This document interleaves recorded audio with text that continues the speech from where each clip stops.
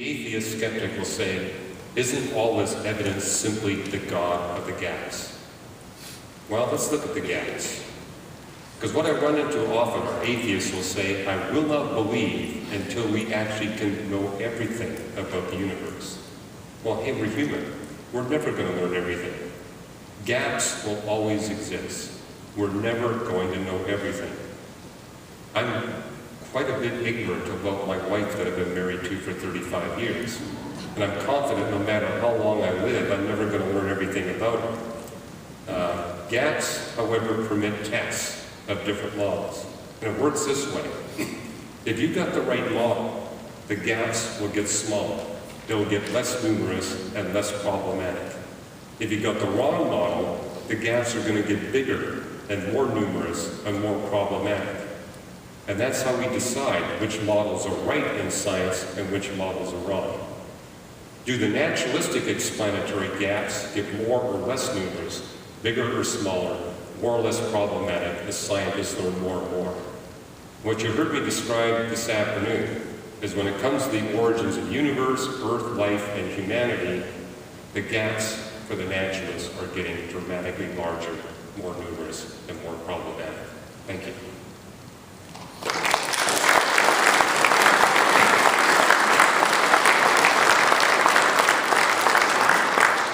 Thank you for that. So here's just some general guidelines about Q&A. We encourage you to ask a question. I'll repeat your question so everybody can hear it, and I might even ask you to be a bit specific. But again, every question is welcome. You may want to challenge Dr. Hugh Ross on a point, and that's excellent, because we would all learn from that. And you may have real issues with this basic premise. Fabulous. That would be a benefit. We're going to do this for about 15-20 minutes, and then we'll have a draw followed by a break. So let's start with the first person to raise their hand. That would be the logical place to start. So who has a question? Okay, let's go right over there. Go ahead. I just wanted to ask, in your comment about the fine-tuning, I think by 2011 you had 656 different criteria, some number, something like that. Right. Is that Reasons to Believe's list, or is that list from like the secular world, and then you guys compiled it? I recognize that I haven't gone to the website yet to find the fine-tuning. Yeah, it's the latter. What we did is we went through the scientific literature and documented the evidences from the peer-reviewed literature. And what you'll actually see in that website article is we list the different features, describe what the fine-tuning is, and then we give the citations to the scientific literature. Now, we don't give you links to those papers because most of these journals charge money to get you there, but if you were to go on, say, the NASA website, it'll automatically take you right to at least the abstract for the paper. Okay, so where did you get your ideas that all these factors needed to be fine-tuning that? Thank you, I think you spoke loud enough. Comment in the back? Just going to say on that point that Dr. Ross is making just there, those things also, when he did his research on those papers, he didn't mention the fact that he also went to the conservative side of the data in terms of this analysis. So he's actually rounded down to conservative levels. Okay. For those findings. So. Right, so what factors would be needed for life to exist here? And that comment was, the list may actually even be larger than what Hugh Ross was listing on the screen, for life to actually exist and come about as... Well, there's two things we did with the list, is that, we at Reasons to Believe did our best to calculate the probabilities. We tried to err on the conservative side. We also had independent scientists kind of double-check our calculations, and they came up with approximately the same numbers. The other thing you'll see in that compendium, we break it down for different life forms. So the one I showed you this afternoon was for bacteria. We also give you a list for, say, mammals and birds, and one for the equivalent of advanced life. Okay, so I have a question that some of my atheist friends would counter with. Okay, so the carbon-based life that we see on the planet, it was a fluke. It was everything coming together to create that carbon-based life form. But it could have happened, there could be some other form of life that happens in another, in another planetary system that, one, we can't detect. And secondly, it's going to be different because that's what the conditions of that system will create. Well, this is something we take on in our book, Origins of Life, because you just heard me say that science has now established life on planet Earth originated without time and without prebiotics. That's what's driving astrobiology. Because we've ruled out the naturalistic explanation of the origin of life on planet Earth, they're now speculating that life originated on some other planet and then got transported to the Earth. Okay. In fact, Francis Crick and Leslie Orgel said aliens on another planet and spaceships came here and brought life to planet Earth, which is why we came up with another book, Lights in the Sky and Little Green Men, where we demonstrate that if you're talking crossing interstellar space, there's no way that beings like ourselves could make that trip and survive. Right. Okay, great.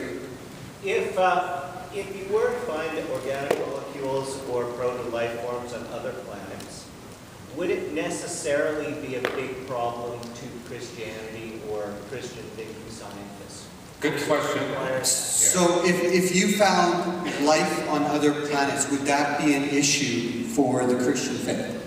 Well, I've been on record since 1988 in print that we will find the remains of life on every solar system body.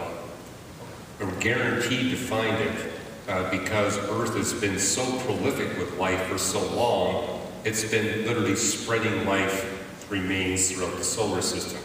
Every time a big meteor hits the Earth, it's going to cause soil to be exported throughout the solar system. In fact, we're arguing that we can make a dramatic resolution of the origin of life controversy by going to the moon. Because we know the moon has the largest repository of Earth's soil of any solar system body. And every ton of Earth's soil has about 100 quadrillion bacteria in it. So we can literally go to the moon and recover the fossils of Earth's first life. Which I think is crucial because we know that the fossils of Earth's first life have been destroyed. Notice I only gave you isotope evidence for Earth's first life. That's all we got is isotope evidence. The geology of the Earth is destroyed in fossils. But we can go to the moon, which has very little geological activity, recover the fossils of Earth's first life, and see who got it right, the atheists or the Christians. Okay, so what you're saying now is that there was life in various forms, and you've argued that the planet is 4 billion years old, roughly, and that there was other life on the planet before humans were here. There was organisms, bacteria, so forth. Okay, that's your position. Okay, all right. Well, let me add this because I think I didn't quite get to his question. Yeah. From a Christian perspective, if we were to find, say, life on some other planet, that wouldn't necessarily be against the Christian worldview. In fact, you'll find on our website an article written by 3 astronomers, myself and 2 others, where we look at 3 different Christian models for life elsewhere in the universe. And one of them is based on the idea that God is compulsively creative. He enjoys creating so much, he's not going to stop with planet Earth. He's going to be putting life all over a galaxy, maybe all over the universe. And since we already know it takes a miracle to create life here on planet Earth, finding life on another planet basically would double or triple or quadruple the evidence for God's supernatural intervention. So, he'd have to change the factors in those other solar systems. just like he did here on Earth, he'd have to do that in another planet. However, where the Bible does draw the line is in Hebrews 9 and 10. Jesus Christ died one place, one time for all. That would rule out God creating beings like ourselves that are in need of redemption. But it doesn't rule out God creating dolphins on planet X. That's within the realm of possibility. Now, the other side of that equation is, as you read through the Bible, it looks like God doesn't waste miracles. And the question is, does God need another planet with life on it to fulfill the purpose for creating the universe? And there are theologians that argue no.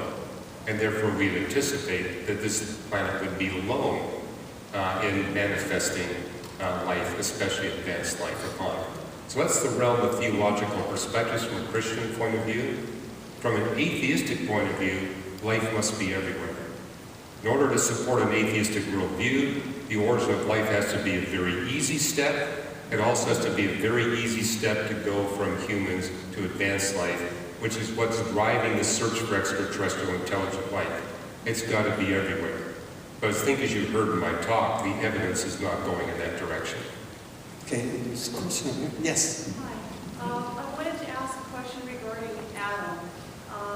There's a lot of scientists that talk about, of course, the Darwinian theory, and of course, then they come to always the question of one man being created Adam. And I just wanted to find out if scientists, what their view is, was there many Adams, was there one man Adam, and just if you could briefly just go over that, because I found that fascinating. Okay, so the question is, what about the idea of Adam and his place? Were there many Adams? We discussed this earlier. Yeah, we did. And you're actually going to hear quite a bit about that in the second talk, because I'm going to be talking about the credibility scientifically in the first 2 chapters of Genesis. So that will be addressed, but the bottom line is one Adam. We're all descended from one man and one woman, and we'll talk about some of the latest evidence that establishes that. But that's a major debate in Christianity today. It's a major debate right here in British Columbia. Does the genetics evidence really demand more than one Adam? Our position at Reasons to Believe is that the scientific evidence is certainly consistent with all of humanity being descended from one man, one woman, roughly 50,000 years ago. Okay. At the back, yes. Okay. Oh, yes. Okay, I got it. Okay, another question? Yes. For hundreds of years, the Bible was used as, a basis for believing that the world was flat and that the rest of the universe revolved around the Earth. And the church, of course, was quite resistant to changing that view as scientists saw otherwise. Can you talk about what you see in the Bible in terms of that issue, what's there, what's not? Okay, just to rephrase the question. So, haven't Christians been arguing that the Earth is flat, and has not theologians argued that actually the planets actually revolve around the Earth versus the sun? Well, there's a book you can get, and it's titled The Myth of the Flat Earth, and basically makes the point that the ancients, at least as far back as 2,500 years ago, not only knew that the Earth was a sphere, they had a measure for the size of the Earth that was accurate to 1% precision. And also the ancients knew that the sun was the center of the solar system, not the Earth. Now you might wonder, where on earth did this geocentrism come from? It came from a lack of appropriate mathematical tools. So Ptolemy, for example, who was educated in Greek astronomy, recognized that the sun was much bigger than the Earth, that the stars were very far away, and that the stars were bodies just like the sun. But he was not able to make predictions of the future positions of the planets from a sun-centered perspective. We didn't have algebra back then, let alone calculus.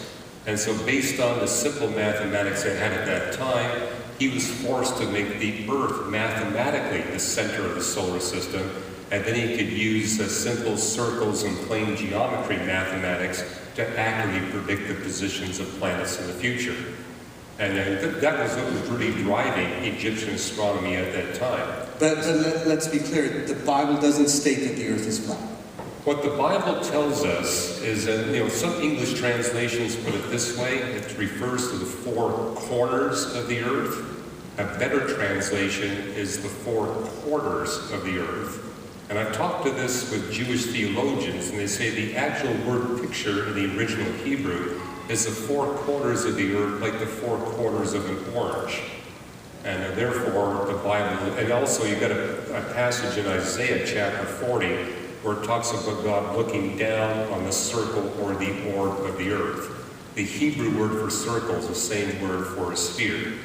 And so, recognizing those passages, we realize that the Bible is not supporting a flat earth doctrine. In fact, it's supporting a spherical earth doctrine. And yeah, by the time you got the New Testament, you got measurements that proved that abundantly. The ancients weren't that stupid. They recognized, for example, that the sun shone at a different angle in the north than it did in the south. And by measuring that angle, they immediately concluded the earth had to be a sphere.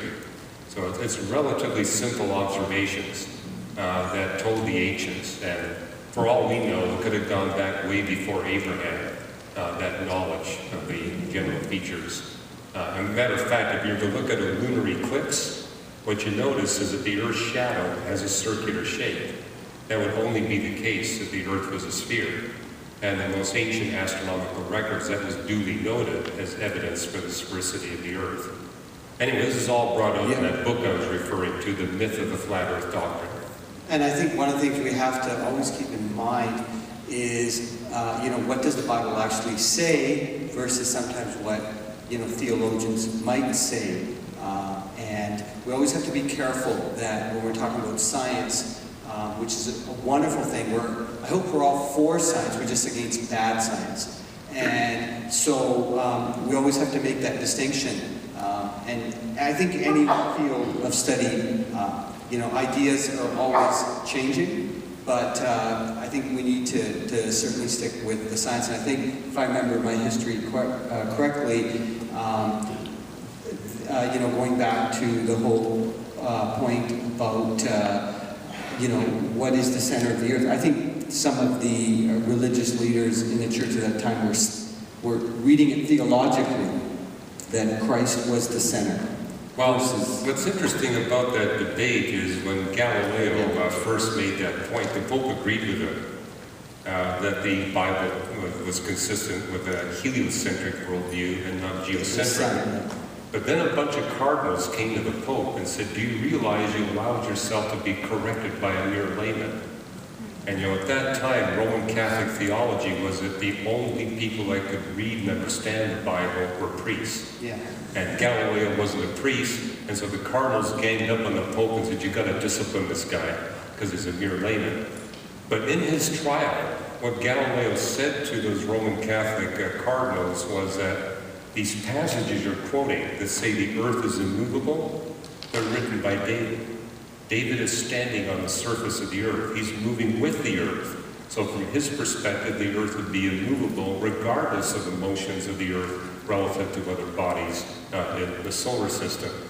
And then he may have had the audacity to say this to the Roman Catholic prelates. He said, the biggest mistake you can make in Bible interpretation is to fail to identify the frame of reference. And that made me very angry, because once again, here's a mere layman telling them how to interpret the Bible. Okay, so we're going to go to break, but I got one question of my own.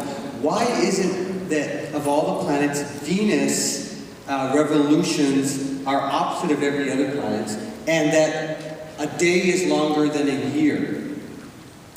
Well, Venus is not alone in that respect. I mean, we have a number of moons that also go retrograde. And remember what I was saying in my talk, because Venus, for example, has no moon, its rotation axis can flip back and forth. It can actually flip all the way over, so that its rotation becomes effective in the opposite direction. Moreover, Venus is close enough to the sun where it experiences tidal interactions that slow down its rotation rate. I mentioned in my talk, our planet today is rotating 5 or 6 times slower than it did at the origin of life. Well, because Venus is so much closer to the sun, it's experienced far more tidal braking.